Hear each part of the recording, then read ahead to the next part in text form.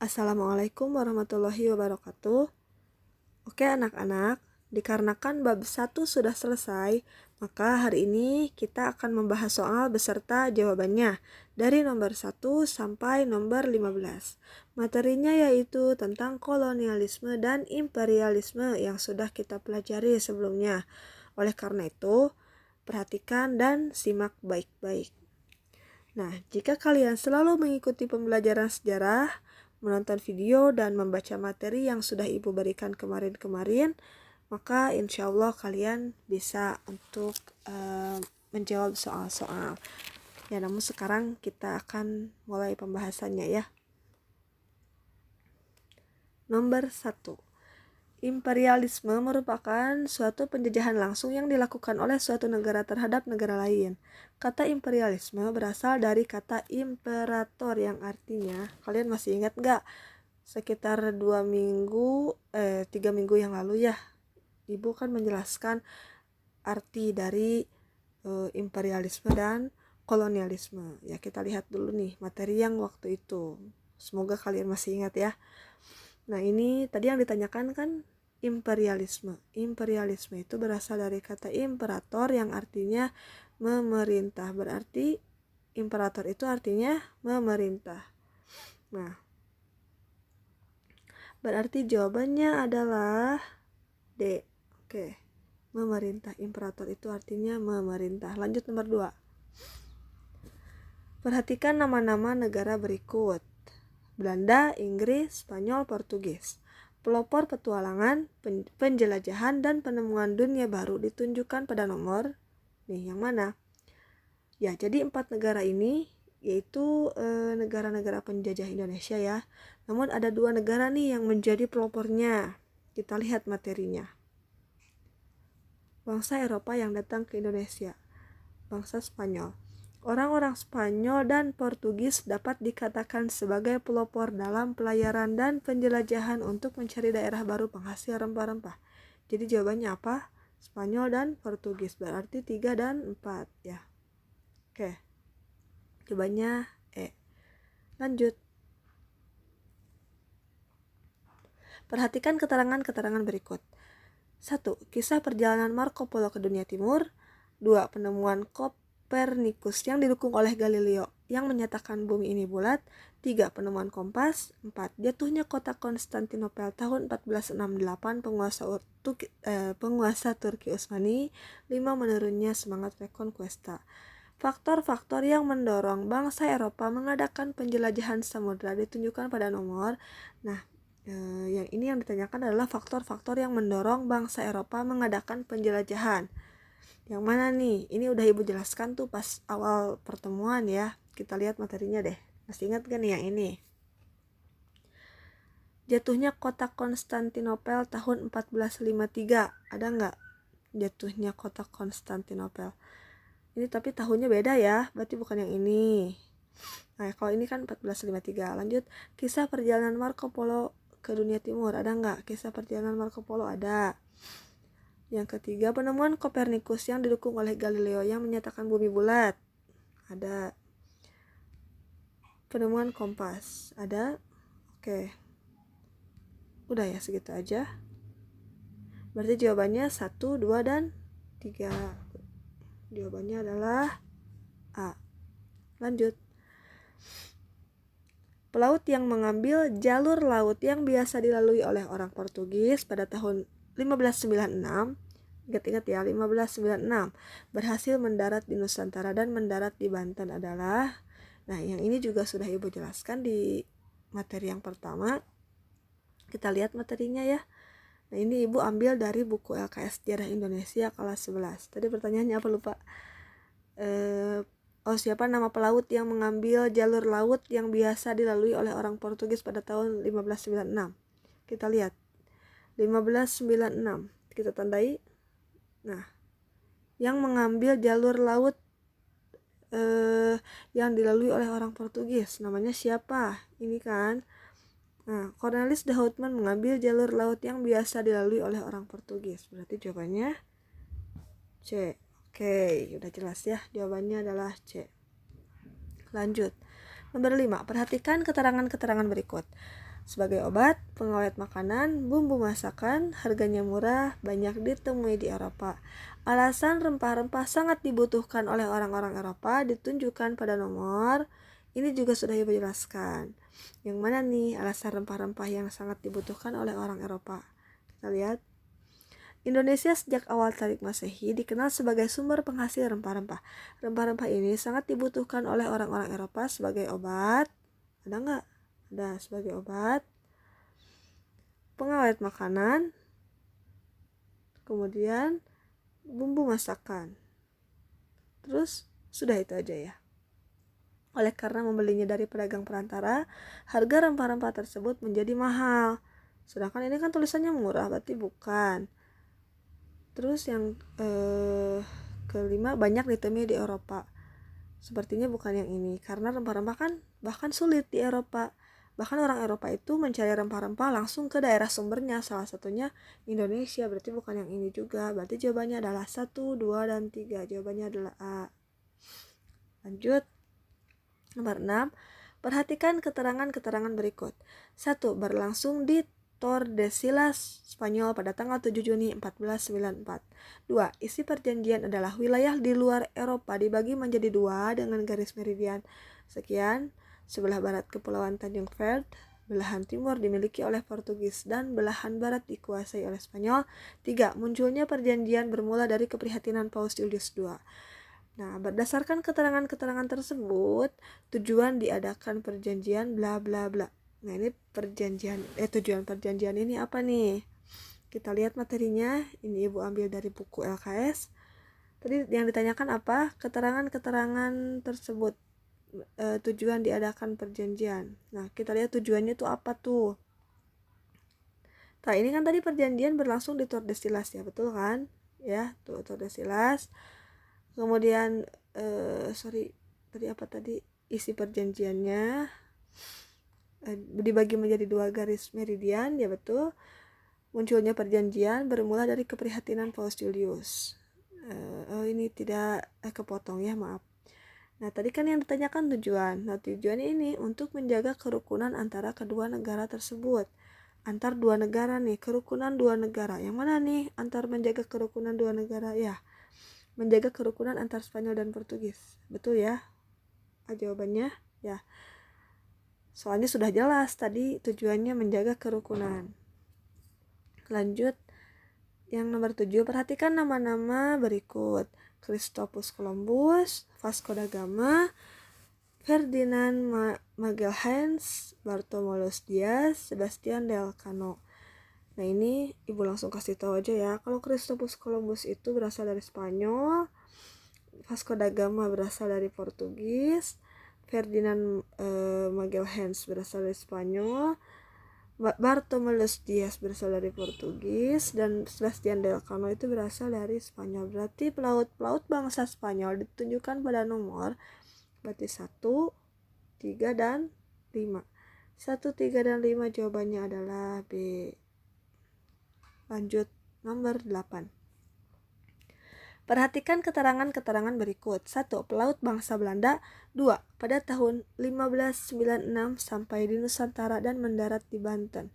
Berdasarkan keterangan-keterangan tersebut, pelaut yang dimaksud adalah, nah ini sama kayak yang tadi nomor 4 ya, yang ditanyakannya itu pelaut bangsa Belanda. Kemudian tahunnya juga sama nih, tahun 1596 yang mendarat di Banten. Katanya siapa? Katanya nih. Kita lihat tadi materinya sama ya. Tadi kan yang ditanyakan 1596, pelaut asal Belanda yang mendarat di Banten. Jadi siapa? Cornelis de Houtman. Jawabannya adalah A. Oke, lanjut. Nomor 9. Perhatikan nama-nama berikut. 1. Pangeran Maurits. 2. Johan van Oldenbarneveldt. 3. Francois Wittert. 4. Peter Both. Tokoh yang membentuk kongsi dagang VOC pada tahun 1602 ditunjukkan pada nomor. Jadi ada 2 orang ya yang memprakarsai pembentuk kongsi dagang VOC itu. Oh iya, VOC itu memiliki beberapa gubernur ya, memiliki kepala juga. Namun ini yang ditanyakan siapa yang memprakarsai. Nah, kita lihat nih yang paragraf kedua nih yang ini ya. atas prakarsa dari Pangeran Maurits dan Johan Oldenbarneveldt. Berarti ini yang memprakarsai. Terus kepalanya Francois Wittert. Beda ya yang memprakarsai sama kepalanya. Tadi yang ditanyakan memprakarsai, berarti isinya Pangeran Maurits dan Johan van Oldenbarneveldt. Ada nggak? Pangeran Maurits dan Johan Oldenbarneveldt. Berarti jawabannya adalah 1 dan 2. Jawabannya adalah A. Lanjut nomor 10. Gubernur Jenderal VOC yang berhasil mengadakan perjanjian dengan penguasa Jayakarta untuk pembelian sebidang tanah yang ada di tepi Sungai Ciliwung. Pembelian sebidang tanah. Hati-hati ya. Ada yang pembelian, ada yang membangun. Beda-beda nih. Kita lihat. Ini materi yang 2 minggu yang lalu. Nah, ini adalah Gubernur Jenderal VOC. Ada Peter Both, Gerard Reyns, Lawrence Real, J.P. Cohn, ya ada 4 nih. Tapi tadi yang ditanyakan pembelian sebidang tanah yang ada di tepi Sungai Ciliwung, pembelian. Coba di sini ada nggak yang pembelian sebidang tanah? Tidak ada kan? Ada juga yang Lawrence Real, dia membangun gedung Mauritius di tepi Sungai Ciliwung. Dia membangun, bukan membeli. Nah, tidak ada kan di sini? Ya, Ibu lupa mencantumkan ya. Yang membeli sebidang tanah yang ada di tepi Sungai Ciliwung itu adalah Gubernur Jenderal VOC yang pertama, yaitu Peter Both. Ya, mana nih jawabannya? Berarti yang C jawabannya. Lanjut nomor 11. Perhatikan keterangan-keterangan berikut.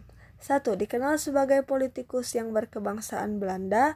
2. Pernah menjabat sebagai Gubernur Jenderal di Tanjung Harapan pada tahun 1802 sampai 1806. 3. Menggantikan Herman Willem Daendels. Nah, berdasarkan keterangan-keterangan tersebut, tokoh yang dimaksud adalah siapa nih? Kita lihat ya materinya. Ini materi yang sudah ibu kasih ke kalian yang 2 minggu yang lalu itu ya. Pemerintahan Jan Willem Jansen.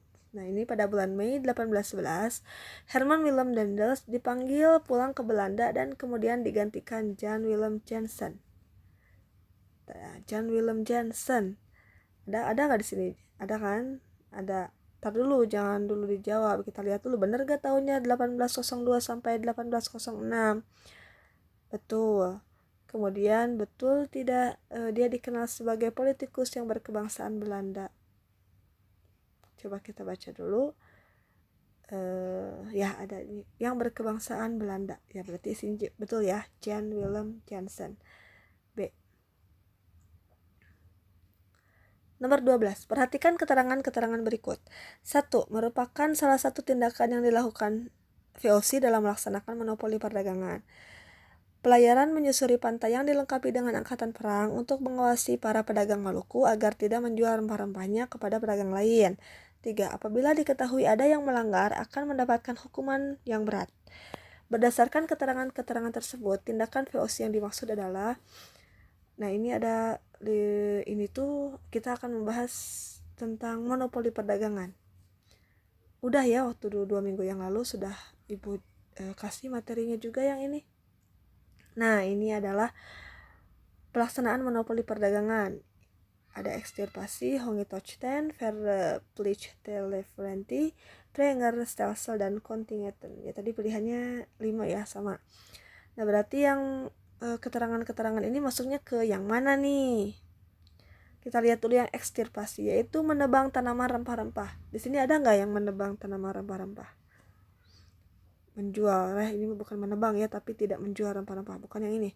Hongi-Tochten, ini bukan pelayaran ya, tapi pelayaran Hongi, yaitu pelayaran menyusuri pantai yang dilengkapi dengan angkatan perang. Pelayaran yang menyusuri pantai yang dilengkapi dengan angkatan perang. Ada tidak? Ada tuh, pelayaran menyusuri pantai yang dilengkapi dengan angkatan perang. Kita tandai dulu betul ya. Ini ada. Berarti tadi yang Hongi-Tochten, tandai dulu. Kita lihat lanjut yang selanjutnya. Rakyat wajib menyerahkan pajak berupa hasil bumi. Ada enggak? Enggak ada. Prengerstelsel, yaitu kewajiban bagi rakyat untuk menanam kopi. Menanam kopi ada tidak? Tidak ada. Yang terakhir kontingenten, yaitu rakyat wajib membayar pajak berupa hasil bumi. Ada tidak? Pajak hasil bumi tidak ada. Berarti jawabannya fix yang B. Lanjut. Nomor 13. Perhatikan keterangan-keterangan berikut. Penduduk Perancis terhadap negeri Belanda pada tahun 1795. Hutang VOC sangat besar. Berkembangnya paham nasionalisme, biaya perang untuk memadamkan perlawanan rakyat sangat besar, pembatalan dividen kepada pemegang saham. Ya, penyebab kemunduran dan kebangkrutan VOC ditunjukkan pada nomor. Berarti yang mana nih penyebab kemunduran dan kebangkrutan VOC? Ini yang sudah ibu berikan juga nih materinya.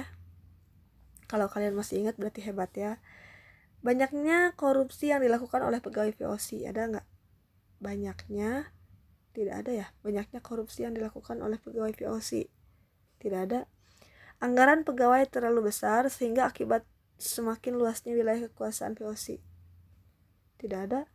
Biaya perang untuk memadamkan perlawanan sangat besar, biaya perang ada. Persaingan dengan kongsi dagang lain seperti kongsi dagang Portugis dan kongsi dagang Inggris, persaingan tidak ada. Utang VOC sangat besar, hutang VOC sangat besar ada. Satu lagi berarti pemberian dividen kepada pemegang saham walaupun usahanya mengalami kemunduran. Ada juga pembatalan dividen. Kalau tadi kan pemberian dividen berarti bukan. Berkembangnya kita coret. Berkembangnya paham liberalisme. Berkembangnya paham liberalisme. Kalau tadi apa? Berkembangnya paham nasionalisme, bukan ya, tapi kan liberalisme jawabannya. Pendudukan Prancis terhadap negeri Belanda. Pendudukan Prancis terhadap negeri Belanda, ya ada. Berarti jawabannya 1, 2, dan 4. 1, 2, dan 4 berarti isinya B. Oke.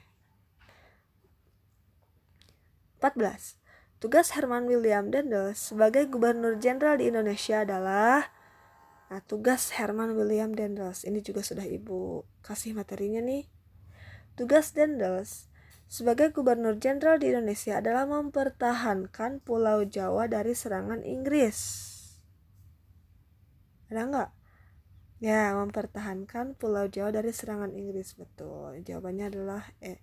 Nah, sebenarnya yang dari A sampai D juga ini merupakan tugas Herman William Daendels, atau dia lebih akrab dipanggil Daendels ya, dipanggil Daendels. Nah, namun tugas yang lebih umum, yang lebih dia emban itu adalah yang E, yang mempertahankan Pulau Jawa dari serangan Inggris. Yang dari A sampai D ini, ya betul itu adalah tugas dari Daendels.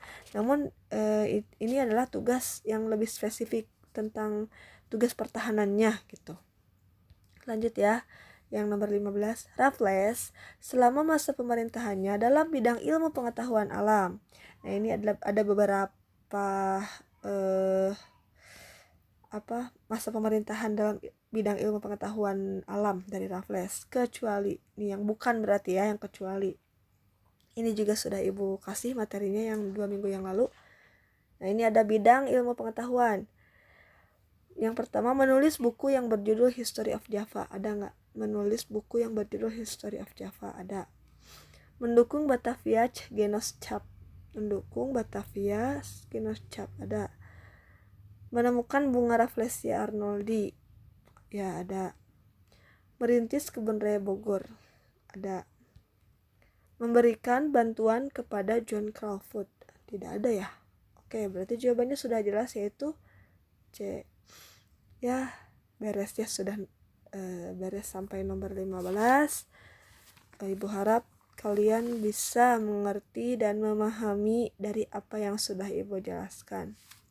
Nah, sebenarnya kalau kalian baca materi yang sudah ibu berikan sebelum-sebelumnya, entah itu yang ada di YouTube maupun yang materi yang dalam bentuk Word yang ibu berikan, maka insya Allah kalian pasti bisa sih mengerjakan ini.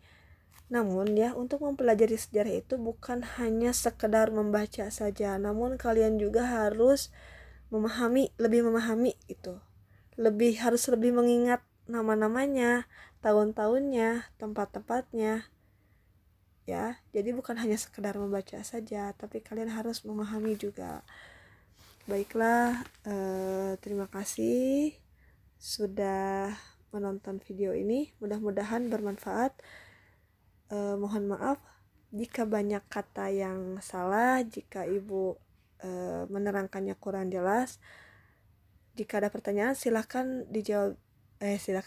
Silahkan bertanya lewat WhatsApp, boleh di grup, boleh PC. Namun mohon maaf jika respon ibu agak lama karena memang yang masuk chat ke ibu itu sangat banyak ya, kelas 1, kelas 2, kelas 3. Kemudian ibu juga akan mengajar di sekolah lain juga, itu tugas-tugasnya lewat WA semua. Jadi mohon maaf jika slow respon. Tapi insya Allah akan ibu balas ya, walaupun agak lama karena memang yang masuk itu puluhan chat ya. Baiklah, terima kasih. Wassalamualaikum warahmatullahi wabarakatuh.